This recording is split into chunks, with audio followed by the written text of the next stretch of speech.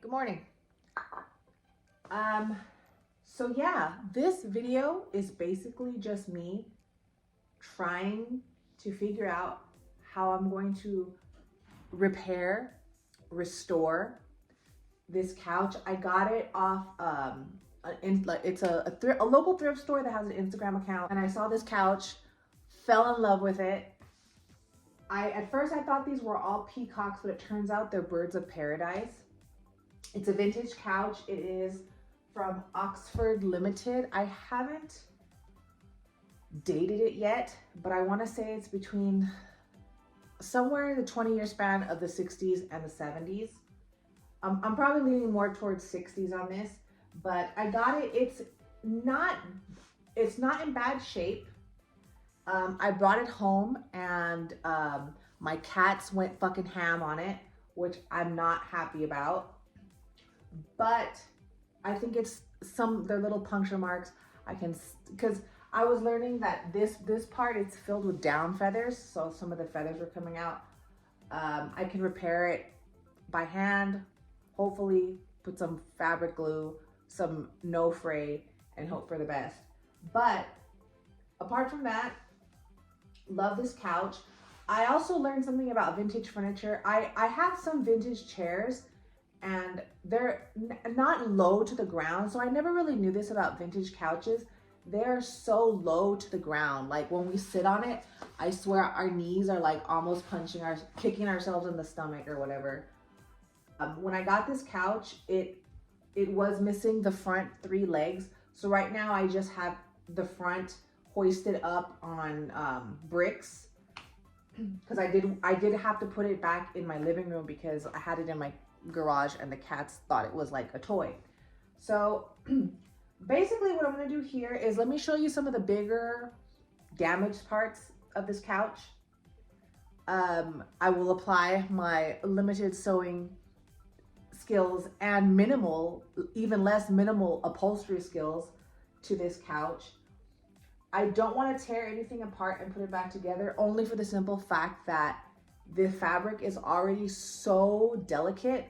I feel like if I do that, I'm just setting myself up for failure.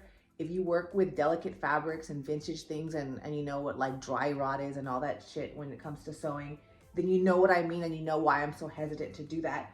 Otherwise, I wouldn't even be doing this video. I would have taken it apart already and done it. But let me show you what I've done so far, and let me show you my biggest hurdle as of yet.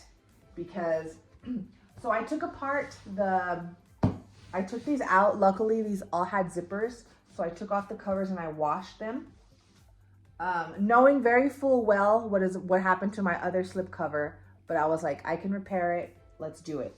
At first, I thought this was like a cream color. Turns out it's not. I went to Joann's yesterday and I cut a piece of sample out of one of the insides of the slip cushions. So I was able to properly color match some thread. So I did this section first. Can you really tell on camera? You can kind of tell on camera. Let me get this closer to you. So this was all shredded up. And what I basically did was, I have a darning mode on my sewing machine. I have yet to ever try to actually darn something using that. But basically when you're darning, you're just kind of making new fabric out of thread, which is basically what fabric is, right? It's warps of thread going down vertically, and then wefts of thread going horizontally, and you pack it down until it creates a fabric. So pretty much that's what I did here. I was trying to follow the pattern of the green in another green that I had. Obviously that didn't work, but it's solid. And basically what I do is I did the largest stitches and I went up and down to try and create the warps, and then I turned the cushion to the side, and then I went with a smaller stitch. I went horizontally as many times as I could until it covered up the hole. Over here, I was not able to get it under my machine because it's in such a strange like part. I tried to do this by hand, and obviously you could see by hand is not as nice as the machine. And it's hard to like try and do this freehand without some kind of stabilizing backing behind, as per as like when you darn something like a sock. They have like darning eggs, which looks like a wooden egg you put underneath the hole, and then that's how you create the new fabric with your threads to like repair a hole. For the next part, oh, okay, so it has some kind of stain. I don't know what the fuck. I washed this thing and the stain seemed to have gotten worse. So I have to really maybe go over this with some bleach or something. So yeah, I washed it and it just shredded this section. Like it just shred it whole. And this is why I'm doing this video, because if you run into a problem such as this, you get a vintage couch. I only paid 30 bucks for this couch, okay? Yeah, so yes, and I know it's worth a lot more than that. I posted about it in some decor group I'm in on Facebook, and people went fucking nuts over this couch. They're like, do you realize how much this couch is in pristine condition? And I was like, well, it's not in pristine condition, but it's in pretty good shape. And for people that appreciate this kind of stuff, it's definitely an investment to try and repair this. So yeah, it's pretty much shredded from the center to the corner here. Now this one I may have to take apart, and like I said, I don't want to have to do that because this is just, the fabric is just so delicate. So I'm gonna try and show you what I'm gonna do to at least try and join this so I can put the foam back in it. And also I learned a very cool trick on reviving old foam that I used with this one that I will show you once I complete this one. The other cushion that I'm currently repairing in my sewing room, it wasn't that bad at all. It has like one or two little holes that I'm trying to do around the corner, but pretty much once I do that, I'm doing it by hand, so it's not the best looking, but it did repair the hole and strengthen it. So I'm gonna tackle this in a little bit. And if you will join me down here, it also has some tears here, which I think I can also repair by hand. But I'm gonna have to do it down here in my living room, so this will require a movie. I'll probably glue this interfacing backing back to this. Again, not too stressed about that. I can repair that. This is why the seller sold it to me so cheap, because she did this damage when they were moving it out of storage, as she said. So what I'm hoping to do is I'm going to glue it down just to push it, to tack it back on itself. And then from the inside of this cushion, there is like extra leftover fabric. So like this is like extra allowance that this has. So I'm gonna cut out a piece and I'm gonna try and carefully match like the pattern over the hole, and then hopefully just, you know, repair the hole, disguise it. You don't want a holes just exposed like that, because as time goes on and people sit on it and there's friction against it, the hole's just gonna get bigger, bigger, bigger, bigger, and then you have a literal mess of a couch on your hand. And that goes for like anything, anything in this world that has a hole where there's gonna be a lot of traffic or friction through. You just wanna repair it so that way it doesn't get worse over time and then it's unrepairable at that point. So yeah, let's go into my sewing room and see how I'm going to tackle this bitch. So here's what I'm talking about with the steam and old foam. So I have my steamer full. Hold on, where is it stuck? Okay, I have my steamer full. I'm hoping I can catch the magic on camera. because it is quite cool. All right. So this was told to me by someone who does upholstery. They said, if you want to revive old foam, hit it with steam. So let me show you, because I've already done this before and it was quite amazing. Let me see.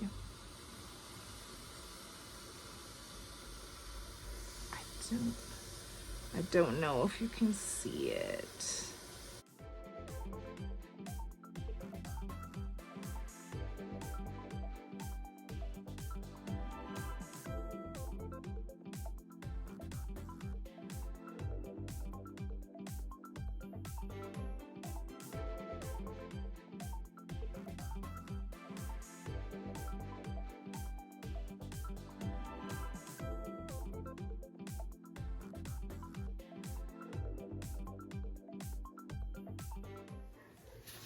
So I've taken a break from the cushions and I want to try and address this issue right here.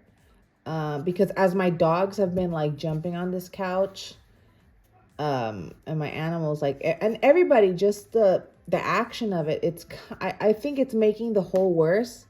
So what I'm going to do now is like what I said. I'm going to just glue down. I'm using the Liquid Stitch Original. And I'm just going to glue down the edges to prep it for when I sew over the patch. So let me kind of do this real quick.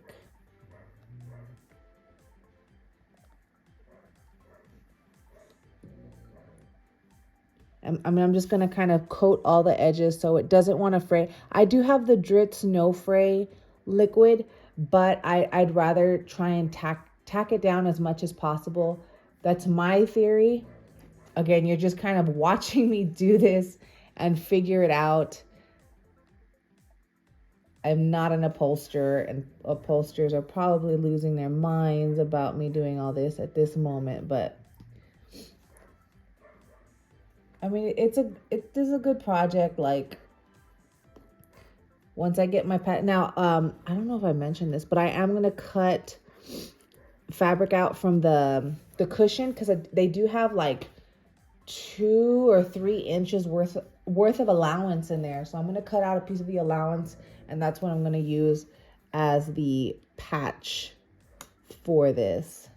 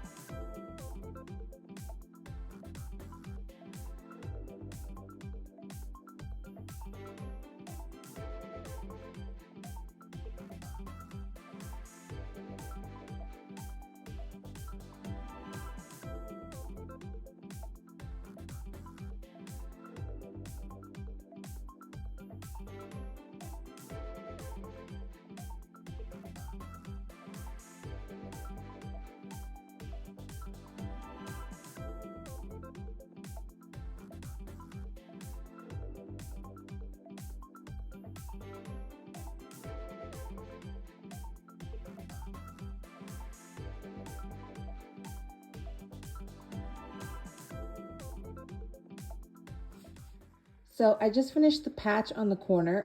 I wish I had had a bigger piece to properly match up like the pattern, the print pattern of the fabric. But I mean, the allowance is big, but it's not in that section of the print. So kind of had to just do with what I had. I mean, obviously it's not exactly matching, but it is the same fabric, and the hole is now covered. It's contained. So I feel good about this. And then let's see, from far away, Let's see. From far away, can we even really tell the difference? No, you really can't. So I finally come to the point where I'm doing the cushion that got completely destroyed in the wash. It kind of looked more like this side over here, but then when I threw it in the wash, it just got completely shredded. So what I'm doing is I'm just kind of haphazardly Frankensteining the pieces back together. Like this was all shredded, so I'm just joining it back together so it turns into kind of like one whole piece. And then after I have everything like in one whole-ish piece, I'm going to get some interfacing, which I already cut out here. And I had to end up doing this, and I didn't want to, so I'll probably have to go to my heavy duty machine to sew this because it's really, really thick material. I had to disconnect it from the edge here on the piping because of where it's at and how bad it is. I'm gonna need as much clearance to get this under my machine so I can go over it with the stitching. So I ended up making that call. So I disconnected it up to here, and then also it's all shredded here in the corner. So basically, like I said, I'm just gonna keep going with the matching thread. I'm going to join, try and join the pattern back as much as possible. It's not gonna be perfect, and it can't be perfect because it's just so shredded.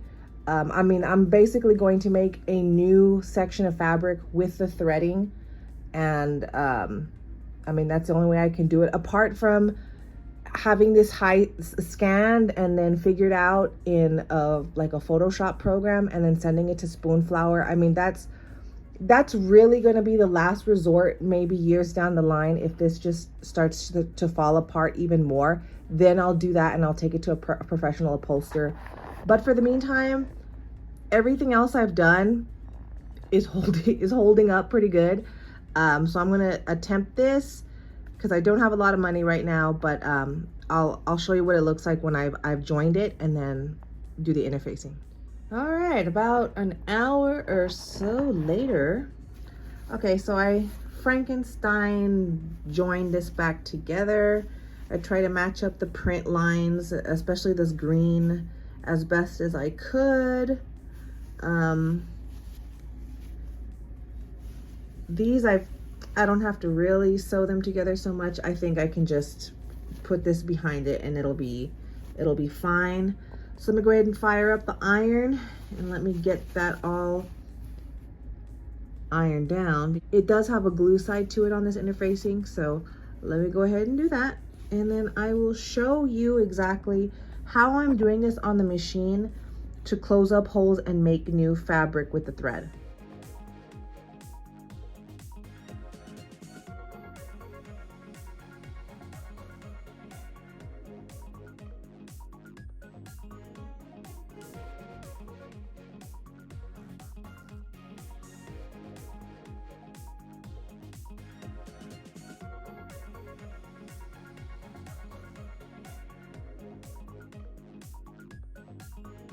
So here I have it ready to go. I kind of already started doing some stitches.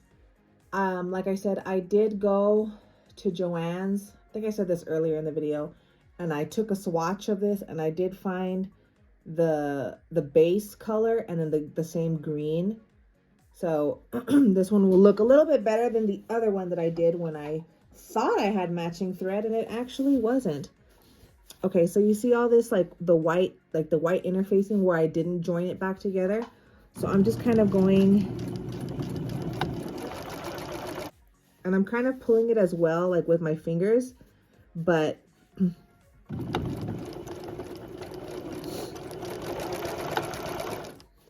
me just, hold on, let me flatten that little part.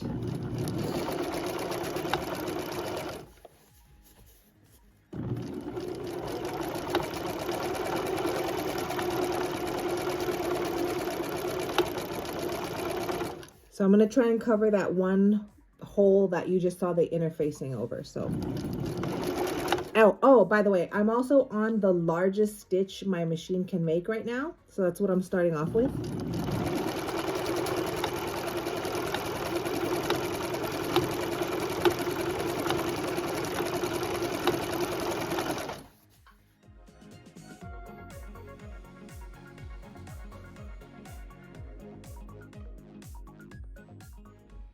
So I'm currently on my floor.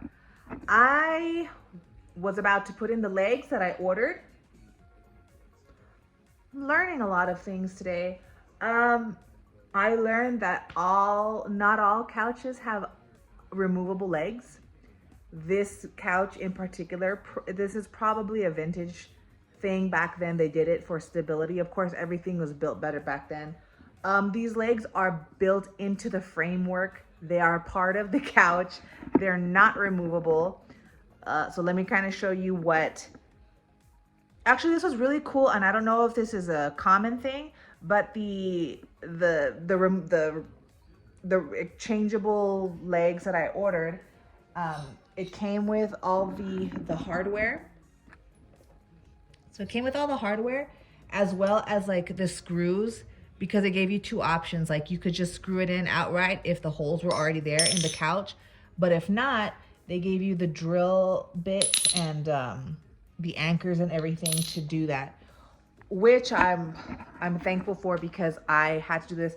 I was kind of looking around in my couch, and let me show you. At first I thought these were screw on.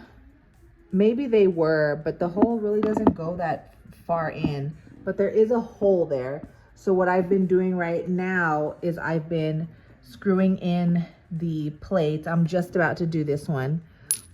I already marked it out so I can drill the holes in there. Then once I'm done installing the legs, because this is the front part of the couch. The back, these are the legs that just won't come off. I do have a hacksaw, thankfully. I'm gonna have to saw them off, hopefully keep it leveled, and then I can go in and screw in the plate for screw in the plate so that way I could put the legs on the front. So let's get to it. Highly irritated at this point, and I have more problems. This has been a very long video over the course of time, waiting for things to come in, waiting for the time, trying to make time to do all this. So I'm just irritated at this point. But I do love this couch.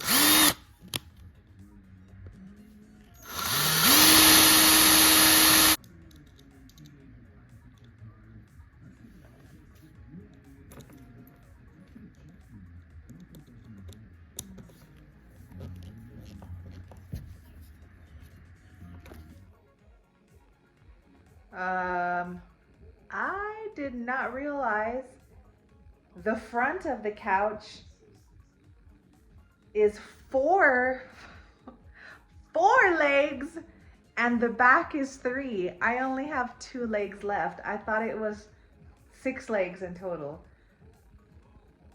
Oh my God. Yeah, I'm just gonna flip this back for now. I need to still cut the legs off, but I'm not gonna do that. I'm just gonna leave these legs, and I'll put the legs that are still on here that I haven't taken off to level it out. I'll put a brick under them or something for now to keep it leveled. Freaking hell, dude, I can't believe it. And then, yeah, I gotta saw, look at this. I have to saw it off. So annoying. Yeah, I think I'm gonna stop here with the video. It's pretty, straightforward. I'm gonna have to cut off the 3 legs on the top and then put in the new plates, just how I did in the bottom, and that's gonna be it. And I have some final thoughts on these cushions. I will tell you in a moment once I get this couch back up and in its place. here we are, the finale of this couch catastrophe saga, whatever. So, okay, so it's been a while since when I purchased the couch to today. Obviously since then, I've been sitting on this couch. We've been, you know, actually using this sofa. And I'm gonna tell you this right now, this fabric is probably more brittle and older than I thought initially, because I'm gonna show you the edging here on the cushions. What I had, as you know, this is the end of the video. What I repaired in the beginning of the video, that's holding on just fine.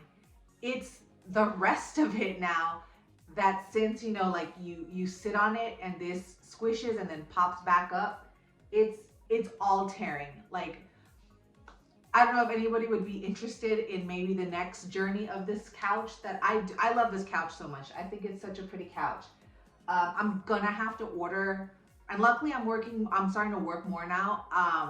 So this holiday slump of as freelance work, I think it's kind of getting over itself now. But I'm definitely gonna have to custom make this and have it made from like spoon flour, so I can just replace the whole front, you know, border of the cushions. It's also tearing on the top just from sitting on it. So once I'm not gonna mess with the top yet. I'm just gonna let it maybe shred until I can repair it the way I did to the side here. And then once I get this replaced, you know, flip these over, transfer them, and then cover them as our grandmothers did in plastic cushion covers, because I don't think this fabric can withstand any more rubbing, you know what I mean? Just like, it cannot be rubbed on anymore. And obviously you're sitting on it. That's absolutely unavoidable. I do want, this is a functional couch in my living room, so people are gonna sit on it. This back side, it's not doing too bad. It's okay. I do have some punctures that I'll get to with some more no fray liquid the liquid, but that's holding up okay. So I really don't know the condition of how this was stored, but it really made the fabric really brittle, more than what I could have ever thought, because it wasn't too bad when I got it, but now that I'm actually using the couch, it really is just like falling apart. But I love this couch and I will fight for it till the end. But let me go ahead and show you what I mean about it is disintegrating at this point. Okay, so this is what I mean. Remember, at the beginning when I repaired this, none of this existed. I darned it back to health. You know, it works. None of that is ripping. That's solid. But none of this existed at the point when I was doing this. I repaired things here. But like I was saying, just the action of the couch being squished and then it bounces back up, it's tearing. It has torn. So like this, I mean, all of this is just, like I said, it's disintegrating. That's why I finally just made the decision. I'm going to see how much it's going to cost and then get this scaled, this print correctly on spoon flour. And I'm just going to order God knows how many yards and just replace the whole side. Look, see, when I first got the couch, this was perfectly fine. This has now disintegrated. Like, as you can see, like where I've repaired it, like it's fine, but it's everything else around it. Also the bottom here, it tore off. I have the section that tore off, but again, I'm just going to order more fabric, and this can be easily like repaired. I can cover this with like those upholstery tacks or whatever, but it really, the fabric is just so brittle. I don't even want to pull on it. It is so brittle. Let's see what else. I mean, it really just wear and tear over the last few months. It's really falling apart. except for this part, I'm proud of this. This little patch I put, that's still holding up great. But those are my repairs. That's not, I mean, it's the fabric that's falling apart at this point. But I love this couch. I love it so much. I will fight for it and spend money on it. I still have to get another set of legs for the back. Well, you saw that part in the video. So right now I just have bricks on the back where it's missing the legs, and have it leveled because, I mean, obviously, like, it's not going to be leveled if I just put it on its original legs in the back and I have the new ones on the front. Like, that wouldn't work out. But here's the ending of this video, of this long ass video that I've been just working on, trying to nurse this couch back to health. But it looks as if I gotta order new fabric and just replicate it and then get those cushion covers. I understand why they did it back then. I truly do. But let me know if you're interested in that journey when it comes along, and I'll make that video. Thank you so much for watching and learning from my fails. Maybe you learned something, maybe you didn't. But I hope you have a pleasant day. Laters.